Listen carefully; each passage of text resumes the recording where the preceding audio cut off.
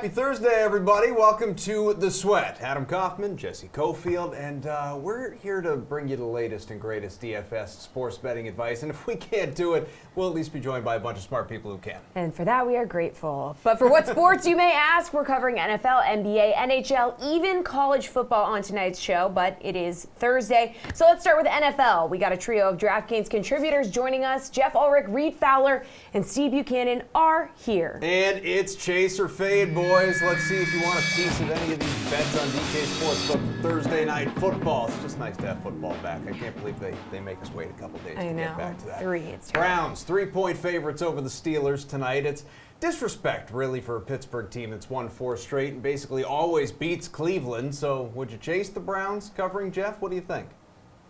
It's a disrespect. I mean, it's good. We got Mason Rudolph as the starting quarterback still.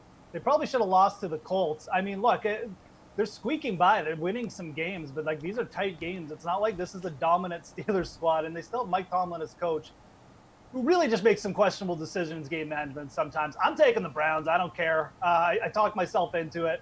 Look, Cleveland was good in this spot last year. That's the one thing they really did well. They played their division well last year. They tied the Steelers in game 1. They beat Baltimore this year on the road. Like, this team can get it done when they come together. I think they're being disrespected this week. You heard it in the media a little bit. I'll take the Browns here to cover. It only makes sense, Reed, that the first words out of Jeff's mouth were questioning me.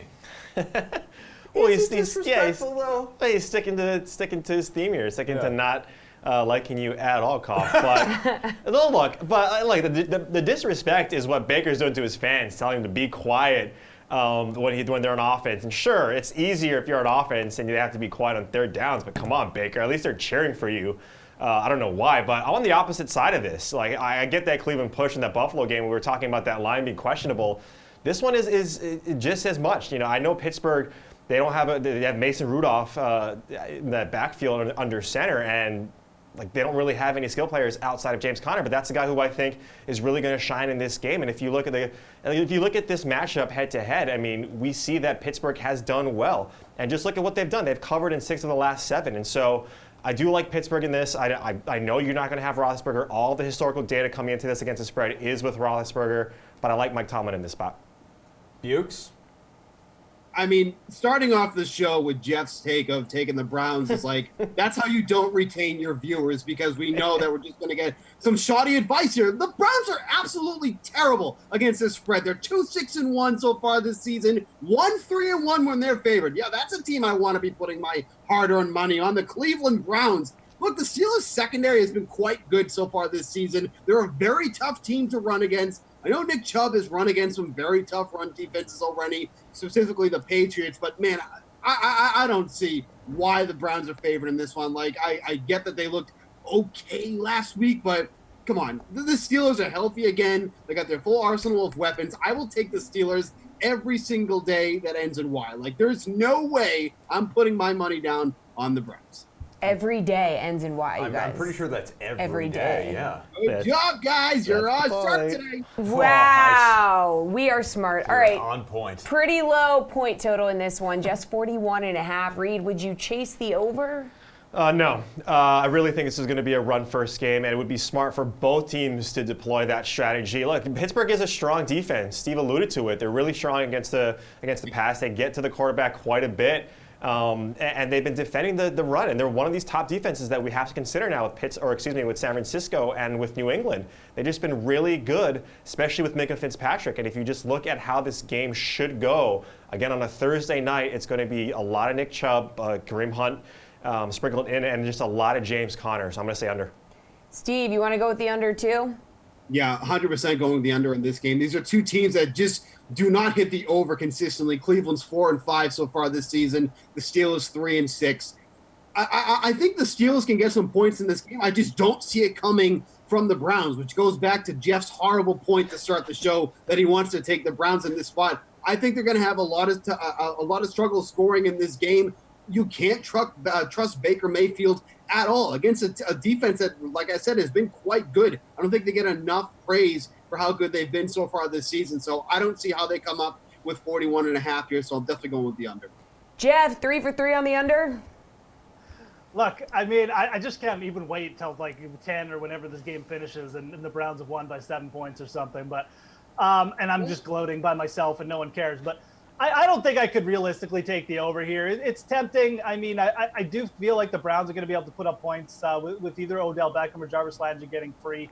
Look, the one thing about the Steelers, they don't cover certain schemes very well. I think it's going to open up a big night for one of those two receivers.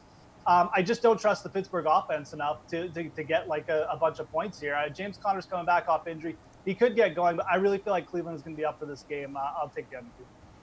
Ulrich, you mentioned Odell Beckham Jr., so let's talk about him. How crazy is this? He has not scored a touchdown since week 2. Week 11 right now. Jeez. Week 2, last time he found the end zone. In fact, at one point, the dude had fewer red zone targets on the year than Antonio Brown had in his 5 seconds with the Patriots. OBJ plus 225 to score tonight, Steve. So you think he's due enough that you would actually chase this? Here's the thing with Beckham, like he doesn't have a huge target share in the red zone, and he's not really like one of those red zone guys anyways, but it's only 12%. Like it's just so small for being on a team that really doesn't have like that consistent red zone threat if they're going to throw the ball here. And then you look at who's going to be drawing coverage from Joe Hayden, who's only been scored upon twice so far. While he's in coverage, he's only allowing an average of 10.5 yard per reception. So it's not like Hayden's been somebody that's been an absolute pushover in coverage here. The odds are nice for the player that we're getting here with Odell Beckham, but he just hasn't been getting it done. He hasn't been getting in the red zone. We haven't seen that all season long. And you even look at what Baker Mayfield has done. He hasn't thrown for more than 1 touchdown in all but 1 game this season, and that came last week. So the odds are nice. Like, if you definitely want to put down some money on that, I don't blame you, but just hasn't been there consistently. So the odds are nice, but you don't feel great about it. Okay, well, Buke's not a believer. Jeff, I just have to assume that you are. I mean, you're Mr. Brown right now. Yeah, I'm doubling down. I mean, you got to go. I mean, if I'm picking the Browns to cover here, I got to go with Odell Beckham to score a touchdown at this price, plus 225.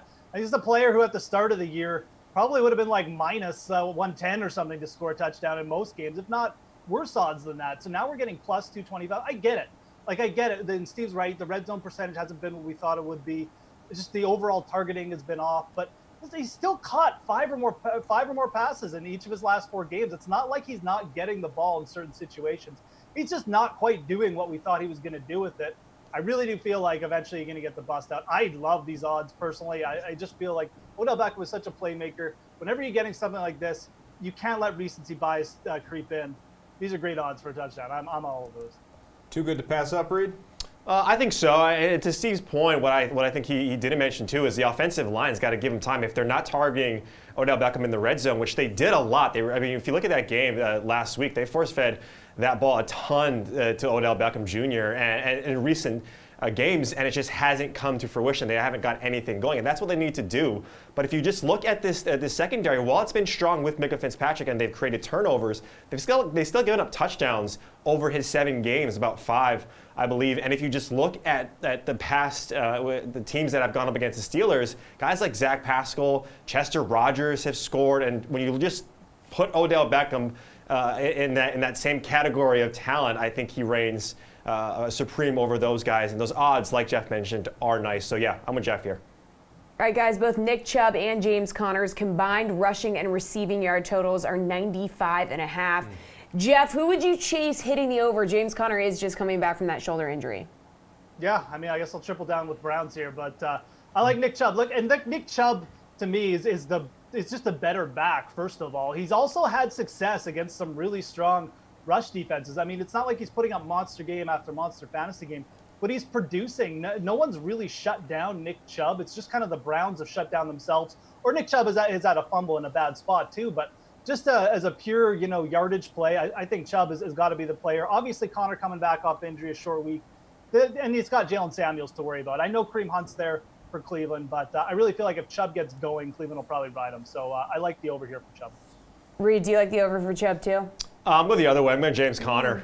If you just look at Cleveland's defense, they've been bad.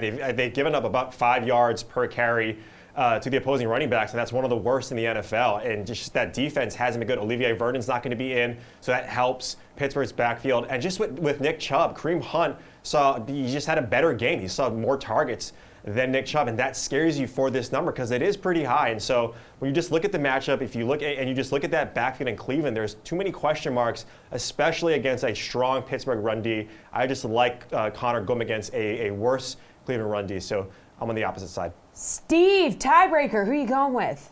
Yeah, I'm going with James Conner with this one as well. Like, kind of Reed was saying, I mean, the Browns' run defense is about league average at best. Like, they're nothing special. They don't give up a ton of points, but they're also not stopping teams either. And again, with Kareem Hunt in the mix, we saw him get all those targets last week. It's not like Chubb was getting a ton of targets to begin with, but I like the Steelers to win this game. So if that's the case, then the game script kind of favors Kareem Hunt if they're going to keep using him in that passing back type role. So it doesn't make a lot of sense for me to take Chubb in this game.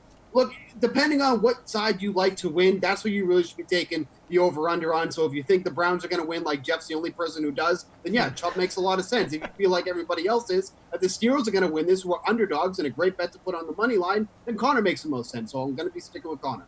I'm going to put you in the burn book tonight, Steve. Go ahead. I'm putting you in. Not the burn book. Your reputation will be ruined. Oh, man. This would be like the first time Jeff had a one-up on me, so I'll let you have one win every once in a while. Oh, he's doing Right it. in the book. He's He's got doing the book. it. He's opening it You up. Right can't next come to back from this, Steve. Right next You to his can't. popcorn. He's got Oh the my burn God, book. nightmare. Oh, he's going to send out a screenshot pay later for on that. tonight when he's tweeting. I'll be waiting Dukes for it. I in the mean, we bird can always bowl. go back to the tape when I talked about when the Patriots won the Super Bowl and the whole spiel I did for Jeff, and we want to go, back to being burned. We can go back to February. Of last Oh. That might be worth staying up for tonight. I like it. All right. You guys stick around. We're going to, for some reason, go back to you, I guess. We're going to need your Showdown picks in a bit. And next up, though, we're going to bring in our NBA panel. Right after this week's edition of Levitan's Leverage with you. Hey, me. Time for the Week 11 Levitan's Leverage. Just a couple Adams, Kaufman and Levitan here. Levy, I called you out last week, and your picks, they responded. Michael Thomas, Tyreek Hill, they each exceeded 30 points. Can you do it again this time? 30 points, no problem, yeah. Easy. All right, so if you're really looking to save a QB, Kyle Allen, 5,300 at home against the Falcons. Panthers rookie is coming off his second highest fantasy output of the year in Green Bay. Atlanta's defense, clearly much worse. So is this mainly a matchup pick for you? Sure, and yeah, the pricing, I mean, DraftKings has done such a good job this year pricing up guys for matchups, pricing up guys to the point where they should be right around where they are. It's just with Kyle Allen, it seems like they forgot to bring him up, even though he's has a talented guy, has a strong arm, has an amazing matchup, and his weapons are underpriced also. So you can play Kyle Allen with DJ Moore, with Curtis Samuel, with Greg Olsen, and feel really good about it because those guys are underpriced also.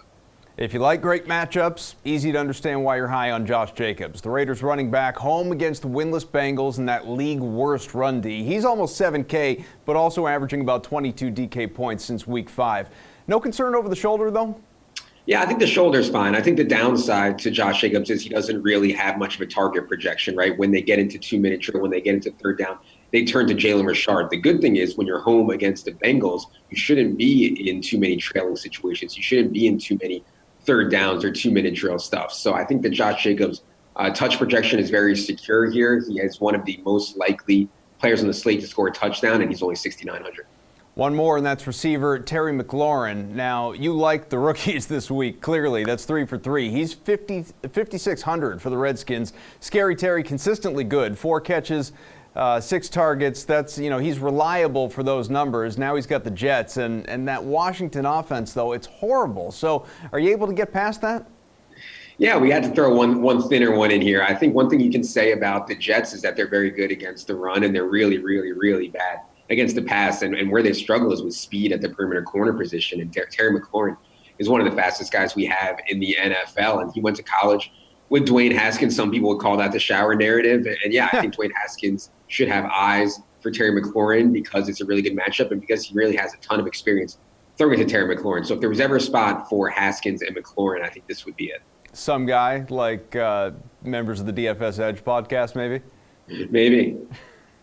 Tara Lenizak here with the DraftKings Fantasy Flash. How does one more week of fantasy football sound? Well, that reality could be closer than ever, as reps for the NFL and the NFL Players Association are reportedly working towards a 17-game season, which would potentially reduce the preseason and expand the playoffs from 12 to 14 teams.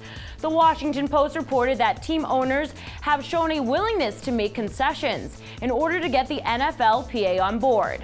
There are concerns here for the players since they could be at an increased risk of injury and fatigue with a longer season. And of course, it's not as simple as just adding another game to the schedule. There's always the issue of splitting the revenue between the two sides.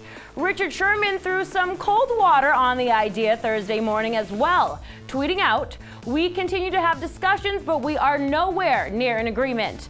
There are points of contention on both sides that need to be addressed before more progress is made." Regardless, it appears sides are making progress, and the Washington Post reported that a compromise could be in place by the end of this season's playoffs. All right, as promised, we're back to talk basketball. DraftKings contributor Garion Thorne and RotoWire's Alex Barutha are here for NBA Price Check. So will these players be worth their DFS salaries tonight? Pretty simple. Yeah, it's basic enough. Yeah. See, Paul George is going to make his Clippers debut, which is exciting. Yes. It's more exciting maybe if the Clippers were at full strength. They're not. They're facing the Pelicans. Load management once again for Kawhi Leonard. He's not even the only one, but George will play, and so we can get excited about his LA debut like he always dreamed about, except for the other team. Probably on a minutes restriction, only 7,900. Is he worth the potential return on investment, Gary?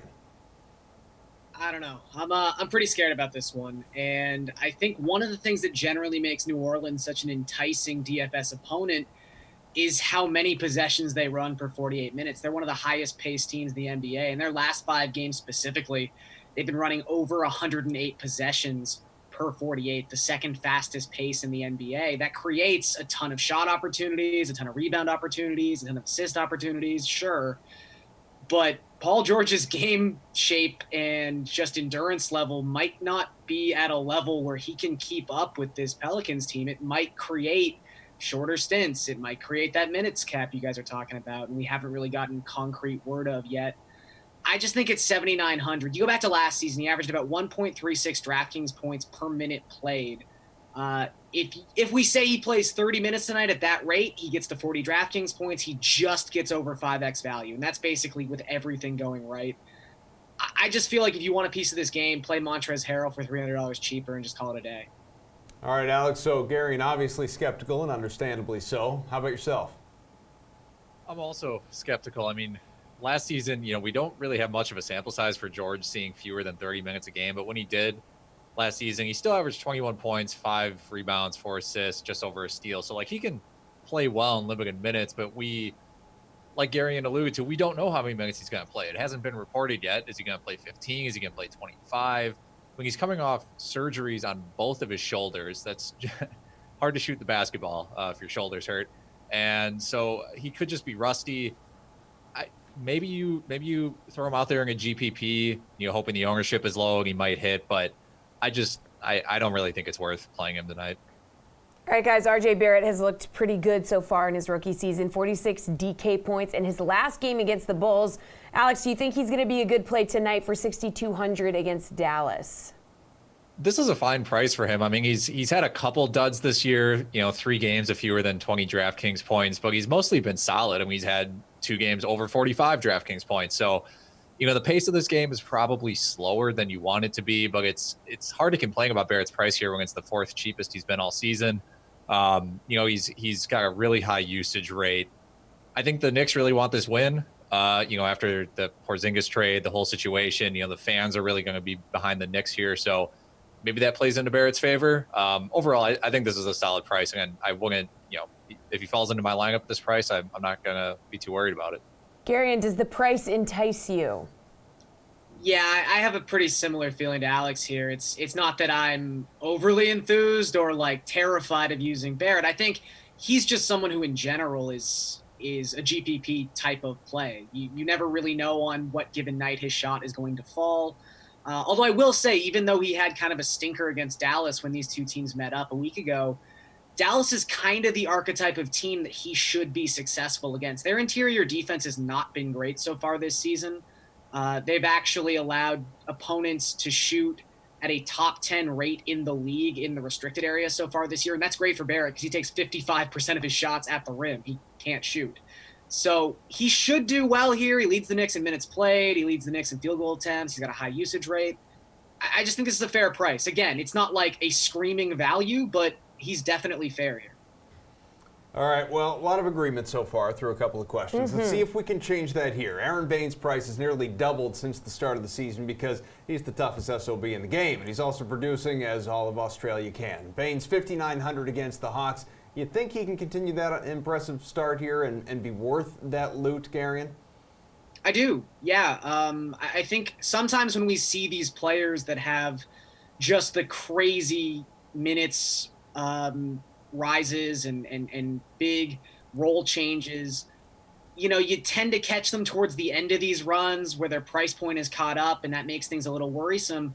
We have a pretty large sample, all things considered, with Aaron Baines at around 6K. I mean, he's hit 5x value in each of his last 6 games, and the last 3, he's been either $5,900 or $6,000. So this isn't exactly a new price point for him. He's kind of plateaued, and he's been producing at this level. And I think in terms of just the Phoenix-Atlanta game, yes, these are two teams that, well, Atlanta specifically, that aren't exactly killing it in terms of pace. Phoenix is top 10, but this kind of seems like one of the sneaky options we have on this slate if there is a game that's just going to go way over its point total. So, yeah, I like Baines at this price, and I think he's proven he can produce at this price. Celtics moved him in the offseason just to clear cash, but you going to cash in here, Alex, with Baines? You on board with Garion? Yeah, I think this is still a really good price for him. I think it's a point where you can still play him in cash or GPPs. You know, the Hawks allow the 3rd most shots at the rim as a percentage of opponent attempts. And, you know, Baines also does a lot of his damage from the 3-point line, but the Hawks are pretty average there. They're also pretty average on the boards. There's nothing really scaring me off from playing Baines here. And that's at this price of 5,900, something has to actually scare me off. I think you can put him in almost every type of lineup out there. I don't think his price has really caught up to what we've seen him do yet. I don't know if that's people just not believing that this is real or what, but I'm pretty happy to get him at this price. All right, guys, a little short on time for this one. Eric Bledsoe's price jumped $1,100 since his last game. So are you paying $7,300 for him against the Bulls tonight, Alex? Well, I understand why his price went up. I mean, the absence of Chris Middleton should, you know, put more playmaking responsibilities in the hands of Bledsoe. And he does average about 5 more assists per 36 minutes when Middleton's off the court. But, you know, I'm not convinced Bledsoe's minutes are really going to rise here. He's kind of, I mean, this year he's only seeing 27 minutes per game. We've seen Coach Budenholzer really lean on George Hill a lot. I think the Bucks have really good supplementary pieces with Pat Connaughton and Dante DiVincenzo and guys like that who we've seen step up in recent games. So I think this might actually be a fade for me here. I'd be more interested in trying to get some value with either possibly Giannis having a monster game or even someone like Pat Connaughton just paying down. I think I'd avoid Bledsoe at a mid-tier price. What do you think, Garion? Yeah, I sort of had a similar thought. I mean, the numbers do look great for Bledsoe when he's playing without Chris Middleton. He's averaging 1.41 DraftKings points per minute, which is a near elite rate, especially for someone you can get in the mid 7K range. But the minutes are a concern. They're a concern for all the reasons Alex listed, and they're also a concern because Milwaukee's an 11.5 point favorite against the Bulls tonight. And when you look at the success Milwaukee was able to have at home, they led the NBA in net rating last season as a home team. This game could just get lopsided, and Bledsoe might not have to play a lot of minutes in the second half. It's something the Bucks encountered a whole lot in 2018-19. So I think you can just find more value at the point guard position. I'm probably not going to be using Bledsoe at all. All right, guys, good stuff. We'll join you again. We'll be right back, though, with Jeff Ulrich. That's right, Jeff's back. He doesn't only do football. He's going to hit tonight's NHL slate on the way. Tara Lenizak here with your DraftKings Fantasy Flash. The Penguins will be without Sidney Crosby for at least 6 weeks, the team announced on Thursday. Pittsburgh star underwent core muscle surgery for a sports hernia he had been dealing with since training camp. The 32-year-old was in visible pain when he left the ice in the third period of the team shootout win over Chicago on Saturday. Crosby leads the Penguins in points with 5 goals and 12 assists through 17 games, but was held off the score sheet in his last 4. Crosby is the latest in a long list of injuries the Penguins have had to deal with this season.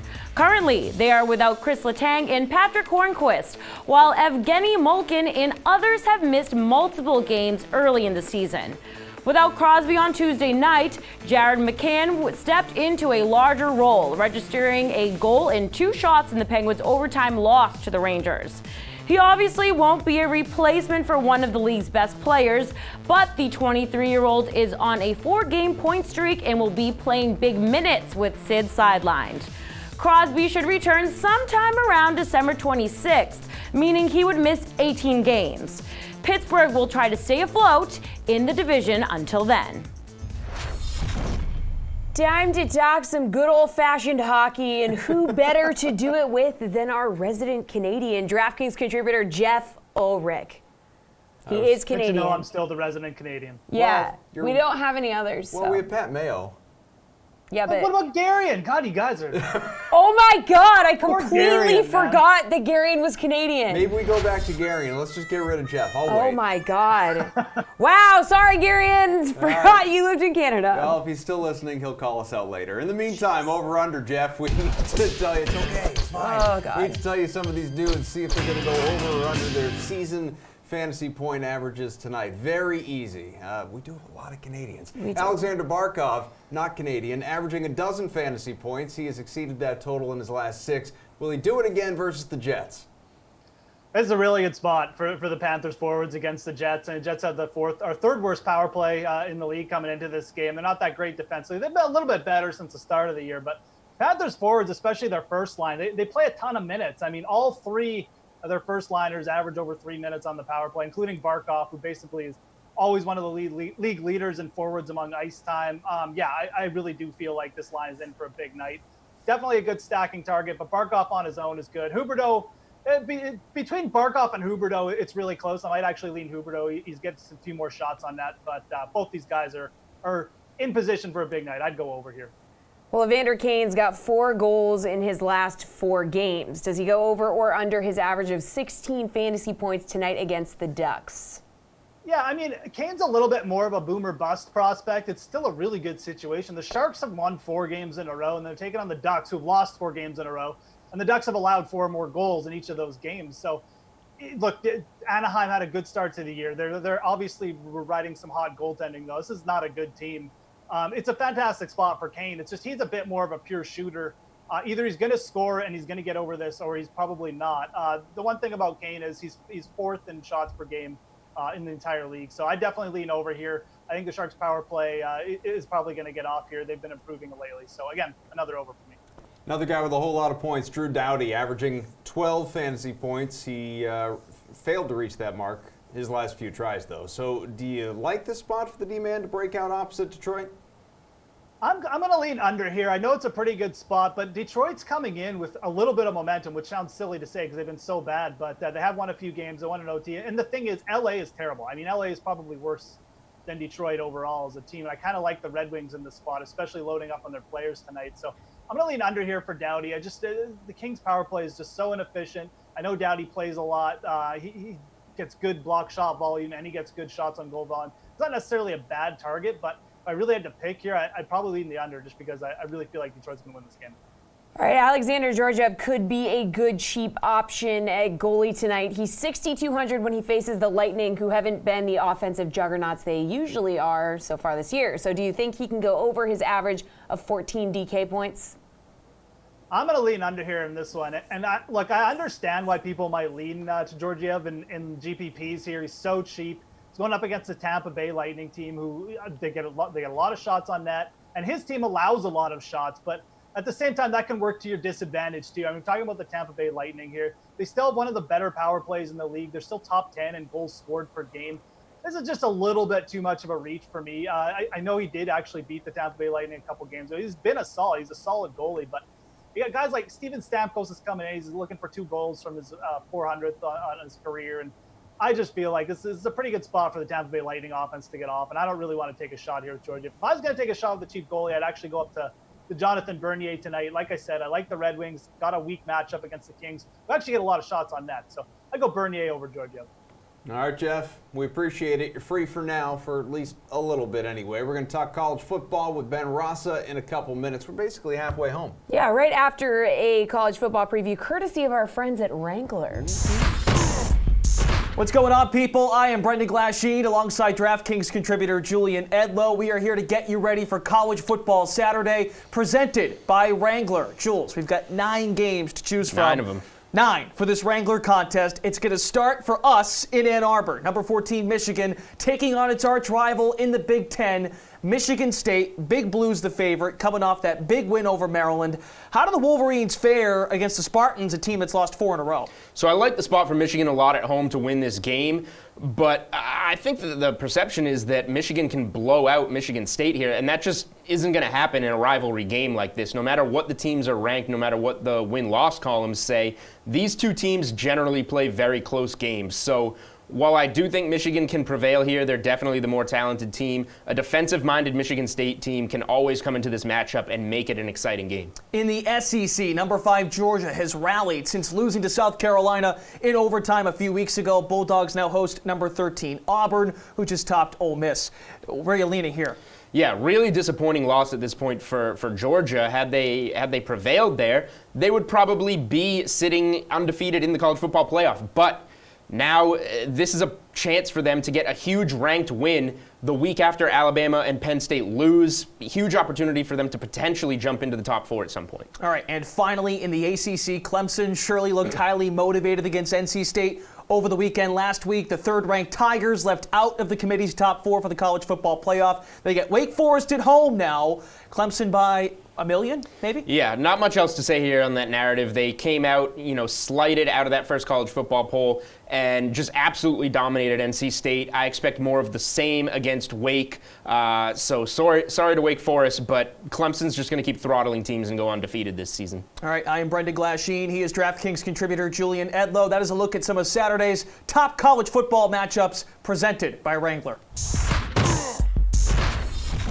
Good to be back with you, and nice to have Awesemo.com's Ben Rasa here to preview Week 12 on the college gridiron. All right, Ben, let's start with a crucial game for Jim Harbaugh. While his former QB Colin Kaepernick is working out for NFL team Saturday, his Michigan program is going to be home against Michigan State, a 13.5-point favorite. You think the Wolverines will cover?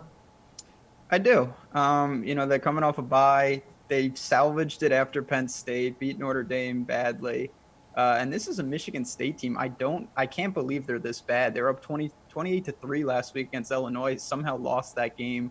4 straight losses for them. So I know they'll be up for the game, but I actually think Michigan kind of rolls them at home in Ann Arbor. All right, 6th-ranked Oregon's a huge favorite over Arizona this week, 27.5 points. These are your Ducks. Can they dominate and win by 4 scores? I'm sticking with the Ducks. They are rolling. They still have a pulse in the playoff. They need some help, but these are the type of games. Style points matter, and Arizona is awful. Their defenses gave up 40 straight in 4 straight games. They fired the coordinator. Not that that's going to help. I have a feeling Oregon hangs, 50-plus on them, and once again, absolutely dismantles them. Can't imagine Minnesota's going to lose. Undefeated so far, but that mark will be challenged on the road this week in Iowa. DK Sportsbook has the Hawkeyes favored by 3. Would you take the Golden Gophers here? I would. I know it's a bad spot. I liked them last week. They were fantastic at home. Marquee win against Penn State. This is a tough back-to-back here, but at the same time, really balanced offense. I was super impressed with the QB. We know they can run the ball. And P.J. Fleck, he has something going on. There's no doubt about it. So I know Iowa much better at home. To me, it's just kind of a toss-up. So if you're giving me, plus 140-ish on that money line, I'll take that every time. One more. We need the most lopsided game of the week. So last time you went with Army UMass, and Army took the game by 56. Going with your alma mater to get demolished again by Northwestern? Well, it's incredible because Northwestern has scored 28 points total in the last 4 games, and they're a 40.5-point favorite here. They can't score, but against UMass it doesn't matter because this defense may be the worst ever. It's insane. I don't understand. They can't stop anybody, so I have a feeling once again that UMass will be losing by 50 plus points. Really picking on the alma mater. It's sad. Times are tough. I can't stress that enough. All right. Well, thanks to Ben. Thanks to Mini Ben up on the shelf as well. Great stuff from you both. More NBA on the way after we hear from the guys in the PME studio. Houston and Baltimore. I kind of alluded to this a little bit earlier. The spread is -4 for Baltimore at home, 49.5. Everyone's very impressed with the Ravens, as they should be. They beat the Patriots. They beat the bad teams. This is a good test for them, especially with the Texans coming off a bye week. I don't know if Will Fuller is going to be back for this game, but Baltimore's hearing it now. Everyone was kind of a non-believer, and for whatever reason, that even beating the Patriots didn't push them to the next level, but somehow waxing the Bengals is like, oh my God, watch out for the Ravens. Like I'm a schmuck and guilty of everything you're saying. But that's not uncommon, though. That is exactly what has happened. Like, yes, they should beat the Bengals by 300 points. They beat every bad team by a ton. But beating the Patriots is a really good win. And listen, they might win this game and not cover this spread. I think that the Texans straight up win here, but the Texans also do some really stupid things as well. They're still having the bye week after losing J.J. Watt. Now they can kind of revamp their defense a little bit. They were supremely banged up in the secondary, supremely banged up on the offensive line. They're getting a little bit healthier. I just like them to cover the 4 here. Elite quarterback getting more than a field goal is usually a pretty profitable spot in the league. I hate that I am like sort of this public Raven monkey you speak of, like in sort of realizing it, and I believe they probably will be where they want to be in January, which is a rematch of what feels that way. Don't sleep on the Chiefs is all I'm saying. I'm not. Wait for the Chiefs to wake up here. Yeah, I'm not. Yeah, now the Chiefs are going to have to play. But if the Chiefs are going to have 31 ranked like Rundy, they're dead. You're not going to win in the playoffs. You know with they have that the crap. 8th ranked pasty? I actually saw 5th. I think they're down to 8th this week. Or maybe it was a DVOA 5, which is crazy. And they're going to have to go on the road in weeks 2 and 3 in the playoffs. I don't care. They have Patrick Mahomes. They should care because they are not going into Foxborough and they're not going into Baltimore and winning. I'm sorry. As I saw the great bit, yes, I don't know. Right now, it does seem like who pointed it out. They seem like they're constructed to win MVPs and not Super Bowls, but Mahomes is that great.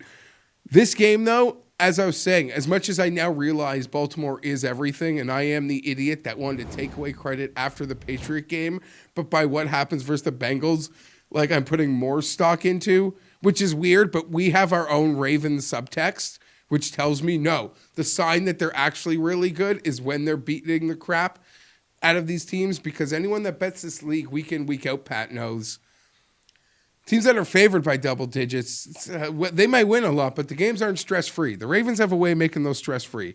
All that being said, while Baltimore might get the better hand if this rematch happens in January, I'm going to take the points with Houston off the bye. We got to just put a little hole in that Raven air balloon right now. This game just feels like it's going to come down to Justin Tucker either making a kick to win the game or making a kick to force overtime from like 60 yards or something.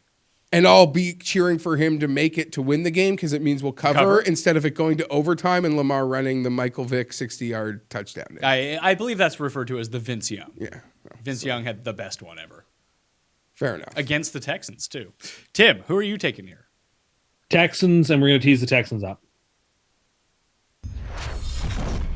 We are back with more hoops and our DK contributor Gary and Thorne, plus RotoWire's Alex Barutha. This segment's a nod to the DK Sportsbook. First one, fellas, Clippers-Pelicans. Talked about this game a little bit earlier on. Lots of projected points, 235 in fact. So would you take the over or the under, Alex? May I remind you, no Kawhi Leonard. I'm going to lean towards the under here. Both of these teams, it's hard though because both of these teams are pretty extreme. Like the Pelicans are about 6 points over the total this season, while the Clippers are about 8 points under the total this season in terms of average margin. So, it leans more towards the under. But the main thing is that the Clippers are on the second half of a back-to-back here. And Brandon Ingram for the Pelicans is less than 100% healthy. So, those two factors combined make me think that, the points won't come as easily as they often do. Gary, you in line with that?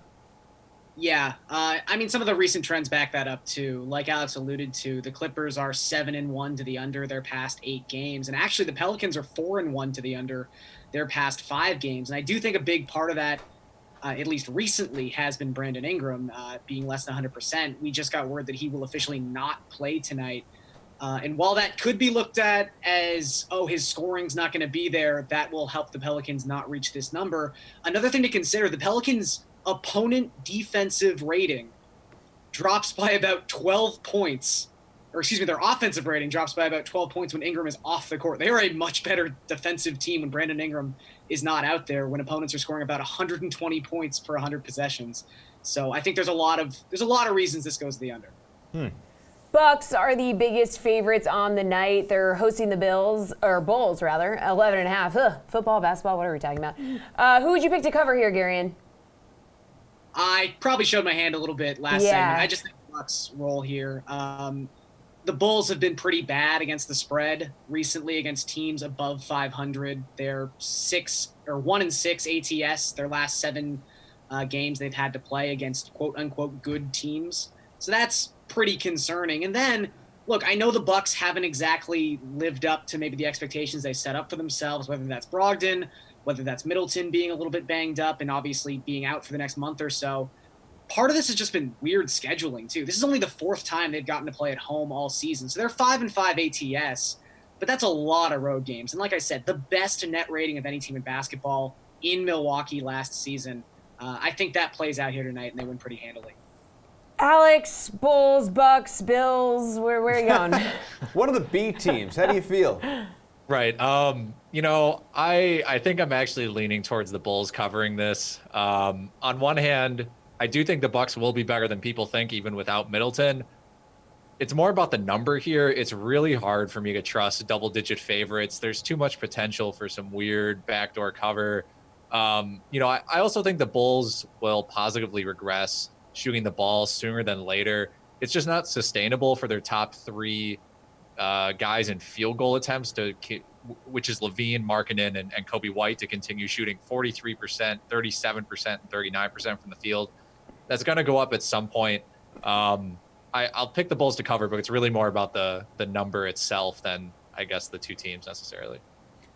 Nick Jokic, I don't know why, these are always one of my favorites. Combined total for points, rebounds, assists, 37.5. He is facing a horrid Nets defense. So, Alex, stay with you here. You like the over? I do like the over. I don't have a ton of confidence in this. We've seen Jokic be extremely passive at times. It's going to be really hard for him to hit, 38 if he does not score at least 20 points.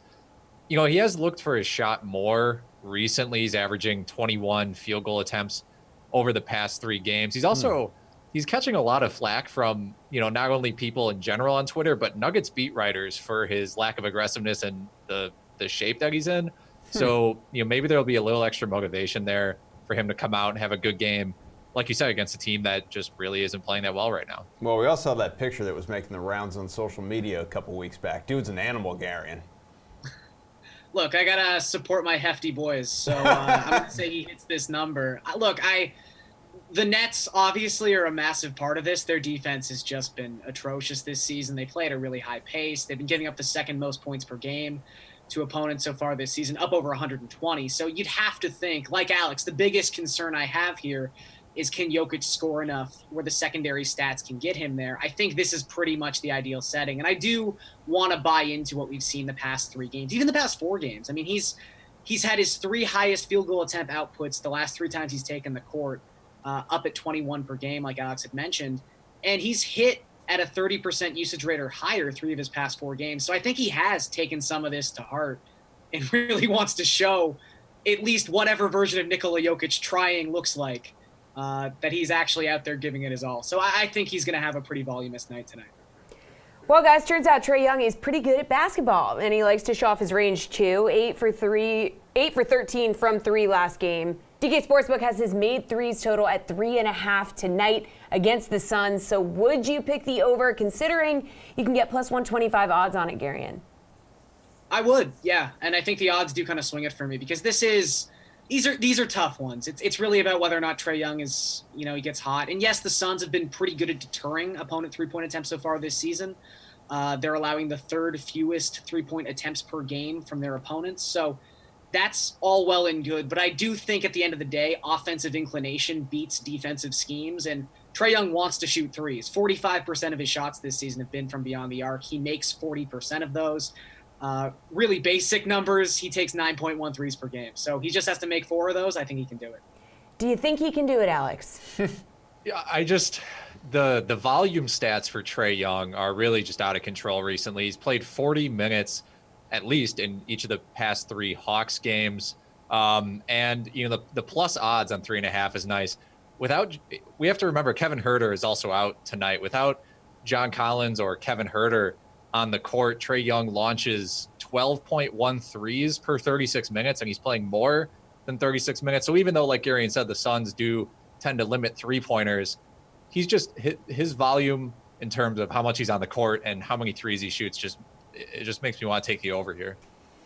All right, guys, we're running out of time, which is a bummer, but good news is it's almost Friday. Yes. So we got that going for us. Panel beat boys in the house, and then we will wrap with some more NFL. Week 11 kicks off tonight.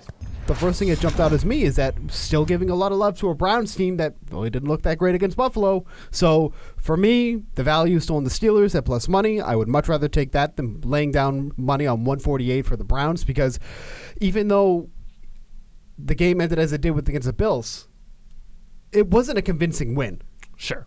It was one that I was like, okay, they're back. They got things going. Like, they still can't get the ball to Odell Beckham. Mm-hmm. They can run the ball, which is fine, but if they're not running the ball, it just looks like a mess. So I think the Steelers plus 130 is the way to go in this one. Worth noting also, Steelers plus 2.5 is minus 103. Yep. Whereas Browns minus 2.5 is minus 120. So this might even get to minus 2.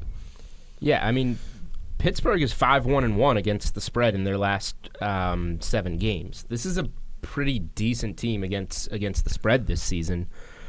And Cleveland 2-6-1 against the spread. I can't put a ton of stock in that Buffalo game just because both teams were just like a mess.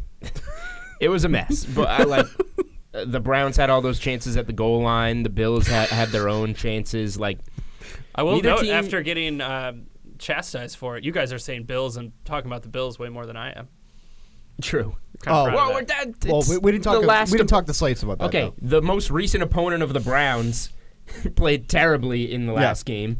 Nobody won that game, which makes it perfect. Certainly that not it was the a viewer. push in terms of the spread, because it was just back and forth nothing. I think the Steelers have shown more this season, and I thought that this game, I do not think this is a perfectly set line. Not a shot at DraftKings Sportsbook, because every sportsbook has it around 2, 2.5, 3, and I think that Pittsburgh plus 130 on the money line is easy value, not necessarily an easy win because it's a short week divisional game on the road, but certainly value on Pittsburgh's side at the plus 130. And if you just want to go with how Pittsburgh's been against the spread, then take the 2.5.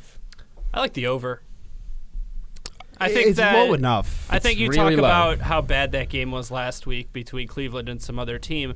And, yeah, you had all those missed opportunities at the goal line that resulted in no points, at least on one of them. It was a 4th down stand. And then on top of that, all the missed field goals as well. And so, some of those get converted, then you're there. James Conner is going to be back for the Steelers as well. You're not asking too much there.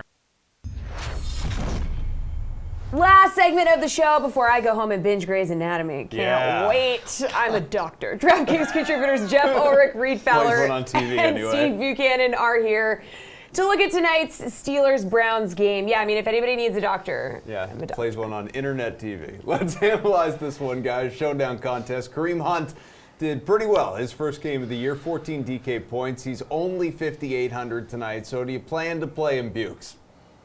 Absolutely. I mean, when we talked about it at the top of the show, I like the Steelers to win this game, so I feel like there should be plenty of opportunities for Hunt. I mean, we only saw him take 4 carries last week, which is pretty much expected, but the 9 targets, I think, was a little bit of a surprise. And you see how his snap count kind of laid out here, lined up 24 times in the backfield, 14 times as a receiver. So he was basically receiving a target almost every single time he was lined up as a receiver. So I do like this a lot for Hunt. He's only 5,800. I feel like if he has another one of these busy type games like he did on his first week back, this is going to be a salary that's easily going to shoot up by a pretty dramatic amount too. So get him while he's cheap. There's a lot of expensive guys you likely want to pay up for, so only $5,800 for Hunt is a bit of a steal here. Jeff, if Bukes had a doctorate in something, what would it be? Careful now. Linguistics. That's a good safe pick. Not bad. All right, what do you think, Kareem Hunt? Would you do it? First of all, I mean, I'm shocked that Steve liked a Browns player for once. So ring the alarm. But absolutely nothing wrong with Kareem Hunt at this price. I mean, he's saw more field than I think most people realize. And then he obviously was working as a receiver. I mean, 7 targets is a lot, especially in a showdown for a guy with only a $5,800 salary. So Kareem Hunt's a fine play. He's going to be popular in GPPs. That's the only thing I'll say. I think if you're in a big like showdown slate, going down to James Washington or Vance McDonald, that same price tag makes some sense if you want to fade ownership. Okay, what do you think, Reed? Yeah, I mean, if Kareem Brown what do you think is of on Kareem the Hunt slate, Brown? I want to know what his price tag is because it's probably cheaper than. I corrected myself. No, like these guys make great points about Kareem Hunt, and he's cheap, and we see what his floor or his ceiling is, right? Especially in a game like this. But I'm going to argue against playing Kareem Hunt even at that cheap price tag. Pittsburgh hasn't allowed one top 16 running back this entire season. They haven't allowed a running back to go over 90 yards on the ground. And when you just look at what he's going to potentially be able to do in the passing game, they just allowed Todd Gurley and that that backfield in the Rams, even though they passed to the running backs the least in the NFL, 0 catches. And so when you look at his potential ceiling in this game, I just don't see it. So if you want to fade him, I don't mind it at $5,800. He's going to be cheap. He's going to be popular, like Jeff mentioned, but I'm going to stay away. All right, at quarterback, there's Baker Mayfield and Mason Rudolph. Neither has put up a ton of fantasy points. Would you roster either, Jeff? I mean, obviously, I think we've established that I like the Browns. I don't need to go over that again. But there is some reason for it. I mean, I know the Steelers have a pretty solid defense, and it really comes down to their pass rush, which is so good. Their secondary, honestly, they have some holes in it, and they've been tending to give up like a few touchdowns here and there. I mean, Brian Hoyer went off for 3 touchdowns in like less than a game against them. So there is some upside here, potential here for Baker Mayfield, especially working with guys like Jarvis Landry and Odell Beckham. And again, I mean, obviously it's a showdown slate. We only have 2 guys to pick from. I'm not suggesting that, you go out and put it all on Baker Mayfield in this matchup. But again, for a showdown slate, we got to pick and choose. The quarterbacks are the highest producing players here, and that's why they're priced so far up. I think this is a spot where Baker Mayfield could definitely get in the end zone a couple times. I'm not so bullish on Mason Rudolph. The Steelers have basically made a point to say we don't want him doing much. We want him to do as least amount as possible. So I think Baker Mayfield's a clear choice and definitely a player I want exposure to here. Shake and bake, baby, Reed. Yeah, that's what they say to me too. Like, don't do as much here. Just like we want to hide you as much as possible. We want you to take it easy. Right, exactly. Just take a rest. No, I'm with Jeff here. If I had to choose, I don't like either of them. What I've had to choose is Baker. And if you just look at both of these quarterbacks while they're under pressure, Mason Rudolph, believe it or not, is worse than Baker Mayfield, and that scares me quite a bit. Look, both of these teams are going to look to get after the quarterback. Myles Garrett and these guys have to pressure Mason Rudolph, have to get after him just to make sure that part of the game doesn't get out of hand. So if I had to choose, I'd go Baker. Steve, would you go Baker? I mean, I guess if I have to answer this question, but I mean, in the lineups that I've made already, like it just doesn't make a lot of sense for me unless you're expecting one of the sides to blow out the other and then they just have to keep passing the ball.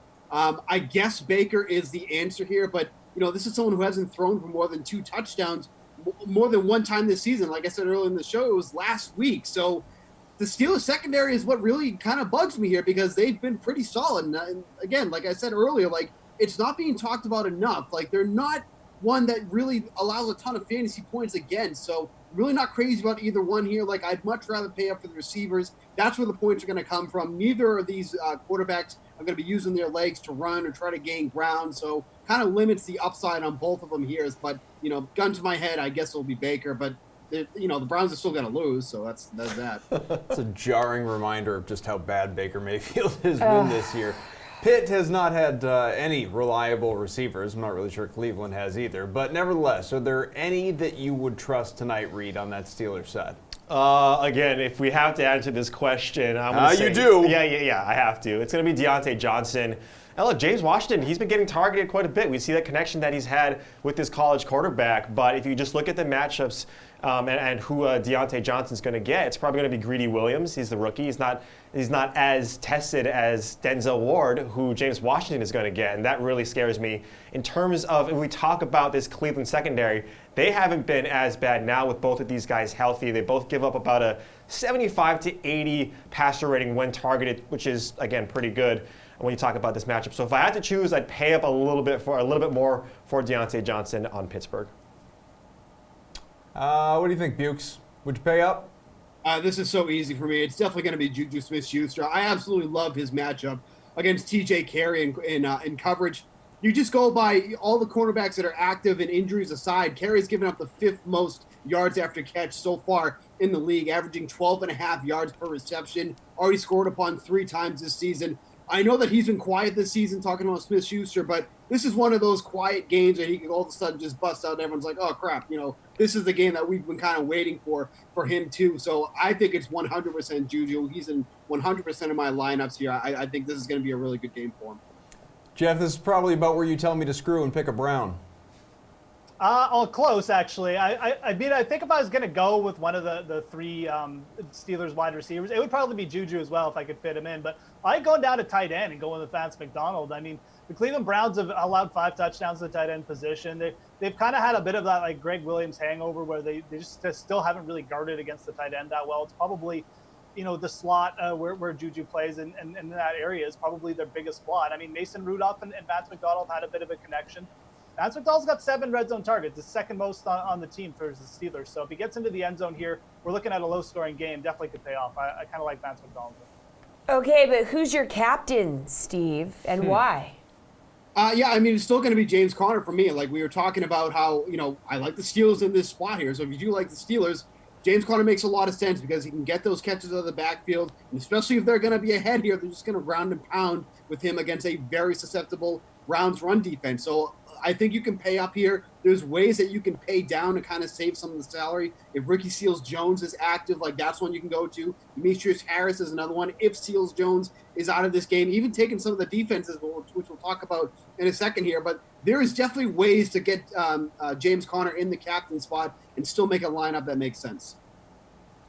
All right, Jeff, captain.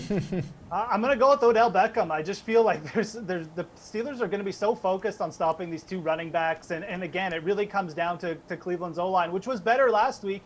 If they can just stop the rush just a little bit, Baker's going to be able to get the ball to Odell. Steelers do have some covered issues, especially if they're going to work Odell out of the slot a little bit. I think this is the spot where he finally gets in the end zone again.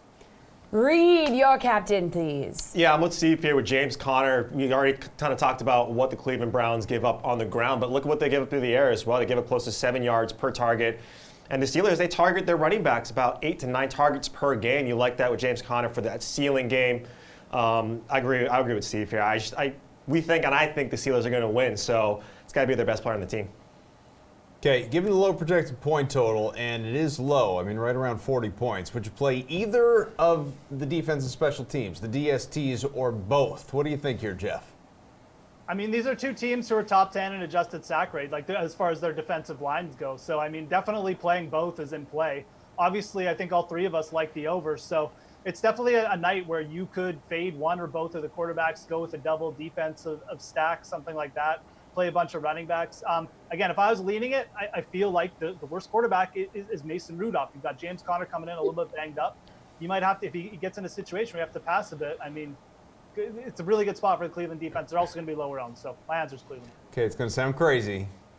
He went with the Browns. Reed, what do you think? I think Jeff meant to mention that or say that we all like the under in this game. So the defenses, yeah, they're in play. So when you just look at the Browns, like this is if you like the Browns to win, right, and if you're playing the Nick Chubb angle as your captain or even in your flex spot, that's going to be the spot to do it. Myles Garrett is going to go after the quarterback. These guys have to design a defensive scheme that gets after Mason Rudolph when he drops back, and if they can bottle up James Conner. I think the Steelers are definitely in play. They're a little more expensive, so I'm with Jeff here on Cleveland. It's a better defense, but I'm not playing either. Bukes, convince us. I think you're crazy not to play the Steelers defense in this game. 5 games with multiple interceptions, 3 games with a defensive touchdown. This is a defense that's allowing an average of only 19 points per game, and that's talking about points scored, not fantasy points here. Like, you're getting Fitzpatrick in a lineup, essentially, is what you're doing here. In tournaments, I actually like captaining the Steelers defense here, especially if you think that Baker Mayfield is going to struggle. He's prone to turning over the ball. We've seen 12 interceptions thrown by him so far this season. I think it's absolutely in play here. All right, that's going to do it for us. One more show before the weekend. Tomorrow night, same time, same place. Then join us Sunday for 2 hours of sweating, which is not as messy as it sounds. That all starts at 11 a.m. All right, for now, we want to leave you with a special trailer. The Showtime original drama series Ray Donovan returns with everyone's favorite fixer knocking heads as he navigates New York's corrupt mayor and a looming threat to the Donovan family they never saw coming. Starring Liev Schreiber and John Voight, Ray Donovan premieres Sunday, November 17th at 8 p.m. only on Showtime. Good night.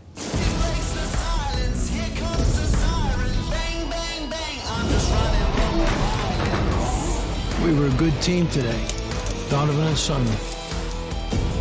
I'm a Donovan. I'm more like you guys. I don't know why you want to be anything like us.